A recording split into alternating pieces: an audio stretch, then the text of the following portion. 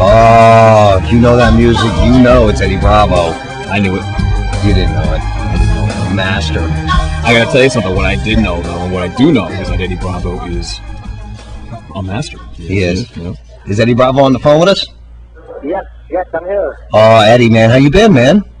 Everything's beautiful, man. Am I on the radio? You are 100% live. Oh, shit. Okay. How you been, man? I haven't talked to you in a couple months. Everything's beautiful, man. You know what? I really wanted to play some of your new tracks, man. How's that going?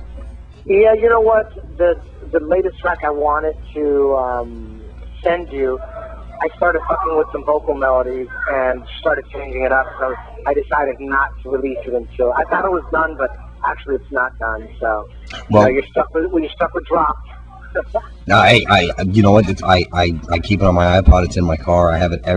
You know, I'm a big fan. I'm a big fan. I'm a big friend of EddieBravo's, man. I'm an advocate for the rubber guard, man. You know, every seminar I've done with you, I'm sorry. Go ahead, Eddie. No, I said thank you very much. I appreciate it. Oh man, every seminar I have ever done with Eddie has sold out lickety split. Lickety split. Yeah, isn't it? It's been insane. So I'm here with my partner. I want to introduce to Chris Lombardi. Eddie, what's up, Eddie?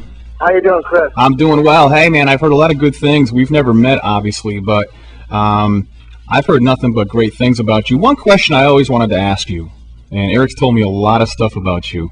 As good as you are, and as famous as you are for doing what you do, you've never stepped in. We haven't seen you in the UFC or anything like that. I want to kind of find out why you never made that move, or if I'm mistaken, maybe you did. Well, it's quite simple. I moved. I've been producing music my whole life, and I moved to Hollywood when I was 21 to be a rock star. I started taking jiu-jitsu when I was 24. Wow. Just to stay in shape, so I wouldn't be a fat rock star. The jiu-jitsu blew up. It was just a hobby that I got obsessed with. It blew up, started competing. Then of course the Hoyler match just blew everything out of the water. And I never wanted to do UFC or MMA or anything. But I was training my jiu-jitsu just in case, I got put in a spot where it was between waking up at 5 in the morning doing construction or doing MMA.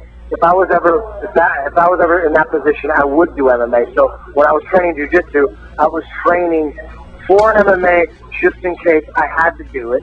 But with that big Hoyler win, I didn't have to do MMA. But the funny thing is, before Abu Dhabi, before the Hoyler match, I was actually considering MMA like a couple months after Abu Dhabi. I didn't know what was going to happen. I didn't know I would triangle Hoyler. I just knew that the job that I had, which was a writer for the Man Show, I was writing for the Man Show as I was training for Abu Dhabi. I knew the show was going to get canceled. It was terrible, and I hated working for the show. Wow. And I knew it was just a matter of time before I was going to be unemployed.